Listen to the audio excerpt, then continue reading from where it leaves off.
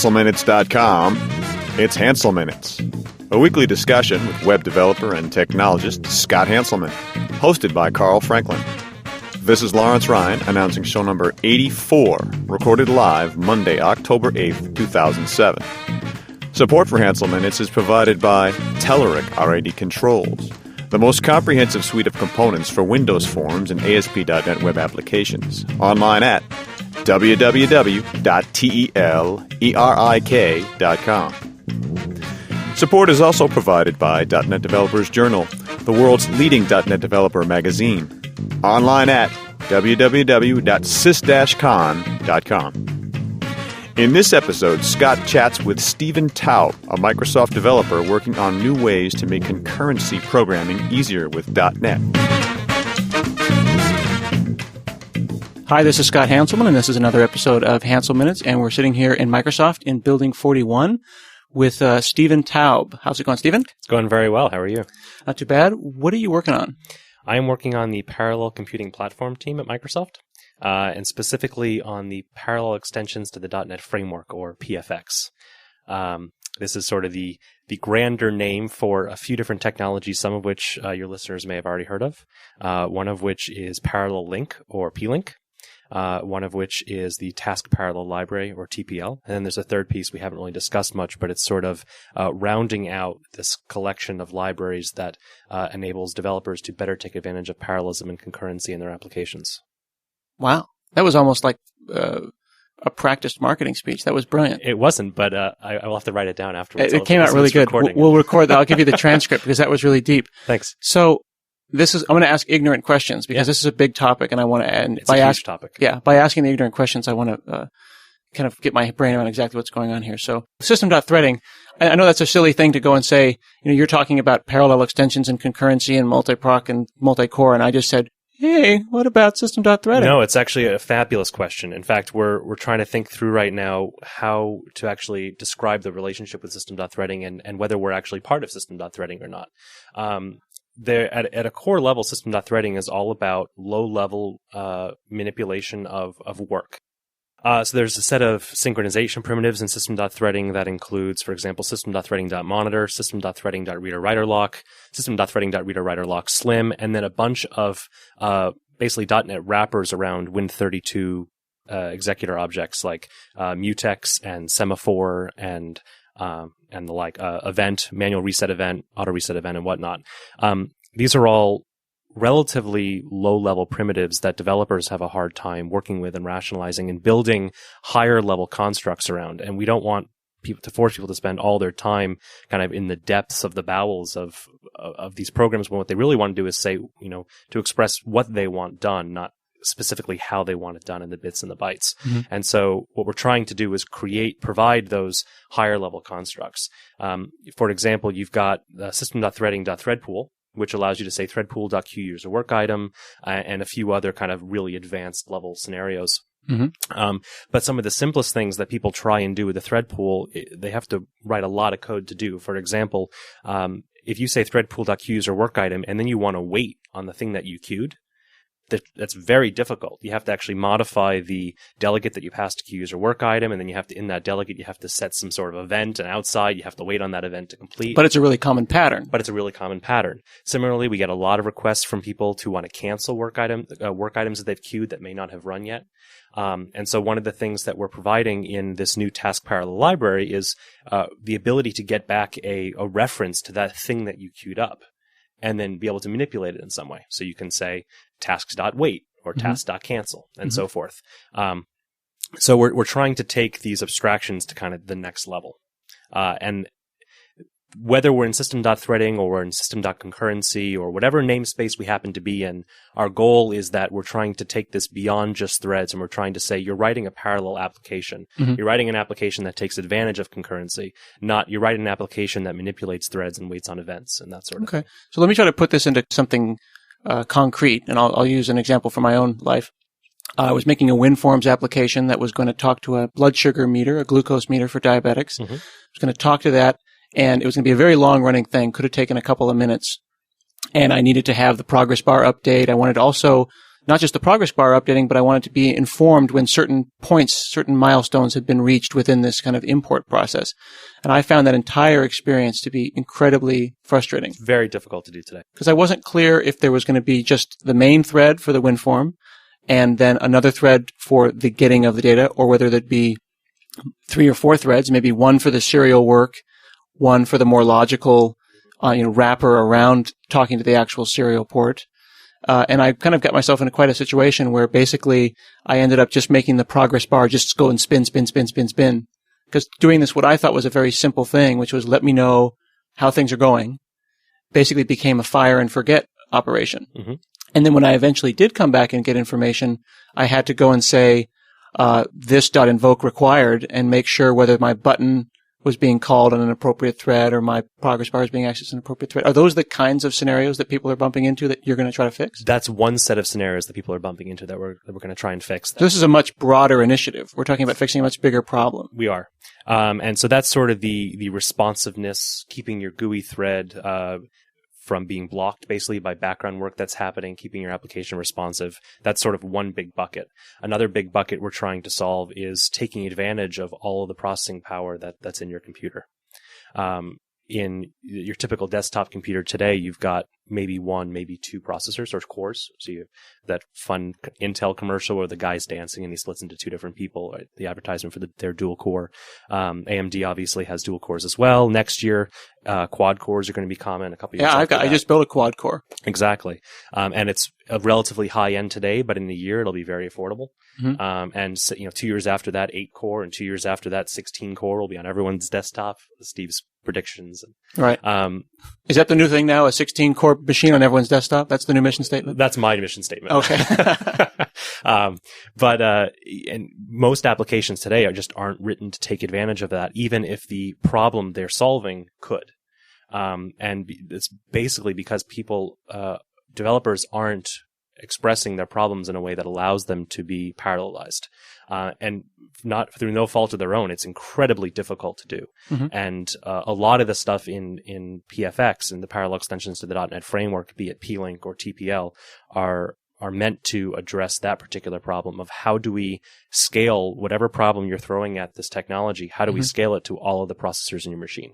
How much of this is being done with, and forgive me if I use the incorrect language because I'm not a concurrency expert, but how much of this is being done from a programmatic perspective as opposed to a declarative perspective? I find that when I'm doing a lot of concurrency work, I get my head starts to ache when I start thinking about it as a series of programmatic instructions. But if I just draw the tree and say, okay, we branch apart here, fork off here, and then we come back together at the end, that seems like a very declarative thing. Mm-hmm. And if I could just tell the system that, it would figure out the details. Yeah, and in fact, we're sort of breaking plink and TPL apart into kind of describing it as declarative data parallelism and procedural or imperative data and task parallelism. With plink, you basically get to say what data you want and how you want it processed. And you don't even need to go to the level of branch here, join here. You say, from this data there, join with that, select this, where that, group by this. And under the covers, plink figures out, oh, you have 10 processors, you have 16 processors. Here's how I'm going to divide up the work. Here's how I'm going to partition it. Here's how I'm going to process it in parallel. Here's how I'm going to merge it. And all you have to do to achieve that is to add .as parallel onto your query. Nice. So very, very declarative. Very much expressing what you want done, not how specifically you want it done. A really common use case that I ran into at my last job where I worked in financial services was we wanted to do one logical operation like get accounts. We're going to go ask, but it turns out that those accounts are spread across 26 different mainframes. So you might have 26 mainframes and you say you've got 3 different classes of mainframes, right? So you've got 10 threads going off to those guys and 10 off to these and 6 off to that. And they're all different. They need to join up. But if I don't care who's back at 30 seconds, whatever happened at that point, that's what we've got. And then we would come back with an incomplete data set because user responsiveness was as important as getting data. Absolutely. So we would come back with records that would say things like, unable to contact, or incomplete or whatever. And it was an okay experience because 99% of the time they would be okay. Is that a common scenario where someone wants to do something in parallel, but at some point give up? Absolutely. And for a variety of reasons. Sometimes you want to do something in parallel because you're trying a bunch of different approaches and any one of them is good enough. Sometimes you want to do things in parallel because you actually care about all the responses, but in your scenario, you don't care enough to keep the user waiting for too long. Yeah. And those are all scenarios we're trying to support with the technology we're providing. Wow. How do you model that? I mean, because there's this bell curve of all the different things that are out there. It might be in the order of dozens of common scenarios, depending on which, the tallest part of the bell curve that you want to hit. How do you manage the edge cases then? I'm sure that you'll nail the 80% solution, but how do you give the 20% person enough rope to hang themselves with that they don't just drop back into the basic constructs? That's a wonderful question. The cheap way we're doing it is through different levels of abstraction. So at the very top level, we're providing for example, a parallel class. And the parallel class just has a handful of static methods on it. Parallel.for, parallel.for each, parallel.do, parallel.whatever. And with the parallel.for, this is basically a drop-in replacement for your for loop. So instead of saying for I equals 0, while I is less than n, I plus plus, you have your body. Mm-hmm. You say parallel.for, 0, n, here's my body. And with anonymous methods and lambda expressions, you actually get to express it by changing literally just that top 4 line of your code, and the rest of your body becomes the delegate that's passed to this method that handles it all for you. That parallel class is under the covers, built on top of this lower level of abstraction, which is basically a set of classes for doing this lower level work, similar to what you would do with the thread pool. So you can say tasks.create, and you create this asynchronous body of work. You get back a reference to it that you can either wait on or you can cancel, and you can wait on with varying degrees of timeouts and varying degrees of controls and knobs, and you control the number of threads on which it's running. You can create isolated pools. One of the number one requests that we have for the thread pool is I really want to, I don't want this work to be part of the entire application's worth of asynchronous work. I want to create a pool over here that just has 5 threads in it and keep it separate from everything else. So we support that sort of thing. And so we're really trying to do it by providing, that parallel class that targets the 80% of the cases, and then the task and the future classes and the task manager and everything else that sort of supports everything else. And that the 80% case can be built entirely on top of. That's hot. Yeah. And in fact, P-Link is kind of another top level of abstraction built on top of all that stuff. We're sitting here also with Howard Durkin, the editor-in-chief of MSDN Magazine, who just gave me a funny look when I said that's hot, because this is the kind of stuff that we really get off on here at the Hansel Minutes. The Paris Hilton reference there. That's really hot. The parallelism and concurrency in the .NET framework, because who else but our listeners and you guys can geek out with this stuff about, I don't think my son cares about this. Let me take the conversation in a little bit different direction. Sure. And help me understand when we say multi-core machines, if I have a single process that's running on a machine with 4 processors, is there agility? If I have multiple threads, are those threads jumping between? I don't quite understand how the hardware works. I always used to think it was one process gets pinned to a processor. Only if you want it to. And you'd actually have to express that either as the user in, for example, in Task Manager, or as a developer setting thread affinity and process affinity for particular processors. But by default, no, there is no affinity. If you have a process that uses only one thread, by default, that process will ever only be running on one processor at a time, but it can certainly move around from processor to processor. Ideally, it won't, for a lot of subtle reasons, like making sure that caches aren't invalidated, and that the memory that that caches aren't invalidated is good enough.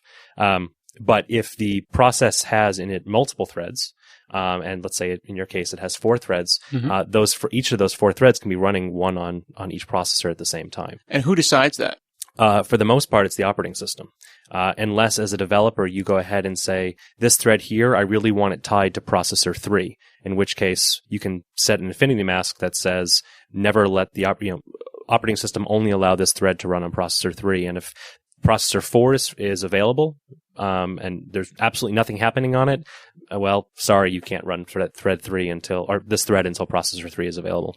But given the goals of what you've been talking about with these kind of parallel extensions to the .NET framework, I shouldn't have to worry about that. An application that uses these extensions on a single proc machine will just simply run better on a multi-proc machine.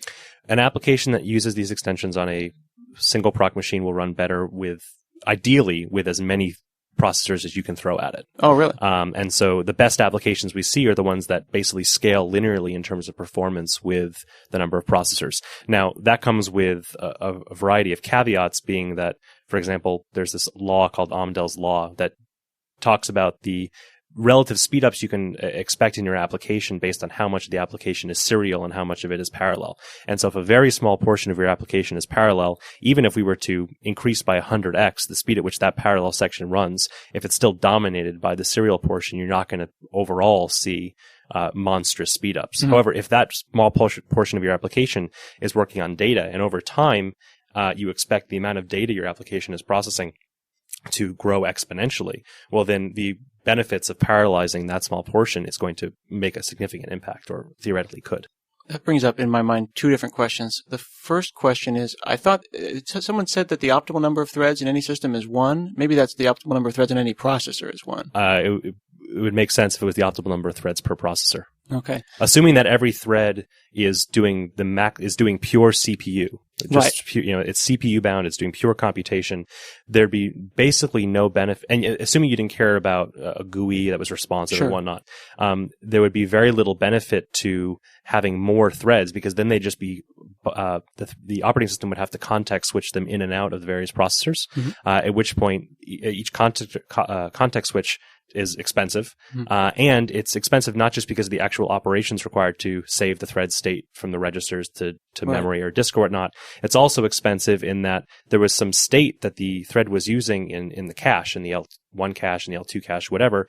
And if the thread is transitioned out and another thread comes in, it's going to start writing over those caches with data that it cares about. And then when the original thread comes back in, it's going to have to read from memory rather than cache, all this stuff. And so context switches are expensive not just because of the actual cost, but because of the latent effects of them. Mm-hmm.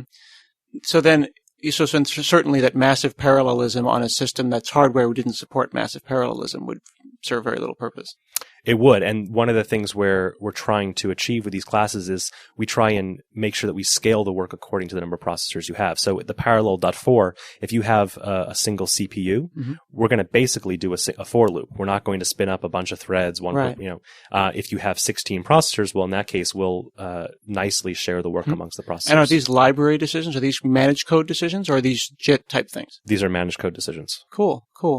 So then my second question was, if I'm imagining kind of a typical web application scenario where one client hits a website, and when in the past that single thread would then go to an ASP.NET server, which would then call to a database, maybe I started doing parallelism, and then one person hitting my web server now ends up being 4 connections to my database, and that becomes a standard thing because I start being very familiar with these technologies. It seems to me like that would dramatically change this kind of the scale signature of the entire application, and would potentially get me then disk bound quicker. If I'm ultimately not going to become CPU bound as much, I'm going to become disk bound.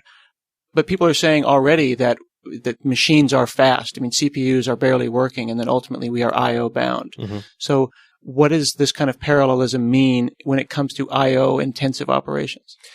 So that's sort of two different questions, and I'd like to address the first one, which is basically, what does this parallelism stuff have to do with the server? And in general, server apps today, like with ASP.NET, they already have enough parallelism to satisfy the CPUs. So if you take a typical ASP.NET application, it's getting thousands of requests per second. That's sort of an implicit, if each of those requests can be treated, can be isolated, if it's not accessing shared state or anything like that, right? You're already introducing 1,000 different asynchronous pieces of work. Mm-hmm. And so unless you're expecting very few requests into your web server, and unless each of those very few requests is doing a ton of computational work, using these types using the parallel class, for example, in your server application might not buy you all that much, which ties into your second question, because, like you say, a lot of stuff is I/O bound in the server world. And so you take something like asynchronous pages in ASP.NET, it's basically meant to limit the number of thread pool resources you're consuming and maximize your throughput, while at the same time making sure that you're not blocking other people from requesting your server resources just because you're waiting for the database to come back, or you're waiting for a web service call to return, or something like that. And so a lot of the technologies that we're working on right now, we're focusing squarely at largely at desktop or at back-end data processing, not so much at the web server world, because for the most part, your front-end web applications have enough concurrency to go around. Interesting. So kind of, I had my brain in the kind of the middle part, and you're hitting the front bumper and the back bumper. So, in the front, we always look at things like Outlook is a really good example of a multi-threaded application. There's always stuff going on in the background in Outlook. And on the back end, if you were doing some very computationally intensive batch processing, if you were doing protein folding or something like that, that would be the time to do that. Absolutely. We used to do a lot of batch payment type stuff where we're trying to spin through, millions of bill payments on the back end. Yep. Okay. Exactly. That's very interesting. And all of this would be done within a single process. None of this is parallelism through forking processes and because a Windows process is so much heavier than a Unix process. Right. You can't just fork willy-nilly. You could, but it would be probably a bad idea. Yeah. Yeah. So this is all, a lot of the stuff we're working on right now is within a single process, but with the goal that the resources are managed across the entire machine. So that, for example, the types that we have, the underlying all of this stuff in PFX, we have this work stealing scheduler, which basically means rather than, let's say I was processing some image. I was doing, I was doing a ray tracer, for example, and I had a sort of a straightforward solution of how to parallelize my ray tracer processing, because every pixel can be treated independently. I'm just shooting a ray of light basically from a particular pixel, seeing what objects it hits, and comes back with a color. I could just, if I had two processors, I could say one processor is going to do the top half of the image and another processor is going to do the bottom half of the image. Or if I had four processors, I could split the space into four and be good to go. But this is actually going to take longer than some other methods because, for example, in a typical ray trace image, the top might be sky or might be all black, might be a color that might have no objects that would be hit. And thus there's less work being spent on each of those rays at the top than, for example, on the bottom where there's a floor that's reflecting a bunch of objects and whatnot. And so what a work stealing scheduler does is it says, it basically assumes that different areas of what you're processing are going to take more or less time than other areas. And so it sort of dynamically manages itself and is able to steal work from other processors and say, oh, I see you've got a backlog. Let me take some of that off your case. And the same thing can be done based on CPU utilization and everything else going on in the machine. If other things happening on the machine are causing a particular processor to run slower and thus not to be able to process work as fast as some other processor, those other processors can steal work from that original thread and thus better balance workloads across the machine. Very cool. And that now forks, it's interesting. We forked a number of times there. I've split into two questions there again. The first one being that got me thinking about work partitioning. If I had an image that was that size, it sounds like I'm not going to have to think about how many processors and therefore how I'm going to chop this work up. I simply just kind of unleash them, unleash the parallelism of this abstraction layer on that bit of work, and when it's done, it's done. Exactly. You say parallel.for, x equals 0, x is less than width, x plus plus, and then you have your inner for loop for the y for the height and whatnot. Now, we say that you don't have to think about it, but in reality, you still do, because there are still lots of problems that developers are going to have to think about when introducing concurrency into their applications. For example, in the ray tracer example is a good one because every pixel is independent of every other pixel. And thus it's what we refer to as an embarrassingly parallel application, because you don't have to think about what's happening in the body of the loop. But if, for example, one of those pixels depended on one of the other pixels, and thus there were sort of loop carried dependencies and enforced ordering that needed to happen, we're now doing these things in parallel, so you have to be very, very careful. You have to manage that shared state yourself. And the third portion of the PFX technology is a set of data structures and coordination types that we hope will make that sort of thing easier. But it's still something that people will need to think about. And there are other what we're deeming parallelism blockers that people will need to be aware of. Obviously, manipulation of shared state and mutability is one of them. But there are other things. For example, let's say you were writing a Windows Forms application and you wanted to loop over a huge number of controls and modify something on each of the controls. Do some computation to come up with a new name for the control or something. And you decide to go ahead and parallelize that because the loop's taking a few seconds and you'd love for it to take a second or less. But in Windows Forms and in most of GUI programming on Windows, you have this STA concept, single-threaded apartment, and controls can't be modified by threads that didn't create the control. Right. So as soon as you say parallel.for to loop over all these controls, now background threads are going to be executing the body of this loop. They're going to be modifying these foreground controls, and you're going to start getting exceptions all over the place. And that's what I had to go and then basically I found myself in there before I touch the control. I have to ask myself the one thread safe property on the control. Is it cool to be here? Exactly. Invoke required. And if it's not, basically it's like, we'll come back later and, come through the back door. Exactly. So there are certainly cases where this stuff isn't going to be as applicable or as appropriate, or additional thought will need to be added to figure out what exactly to do. And there are other scenarios. One of the big ones we run into is exception handling. And what does it mean for a process or some operation to fail? If you were, for example, multiplying every value in an array by some number and computing something, and that computation may possibly throw an exception. And let's say it may possibly throw an exception on the third and the sixth item.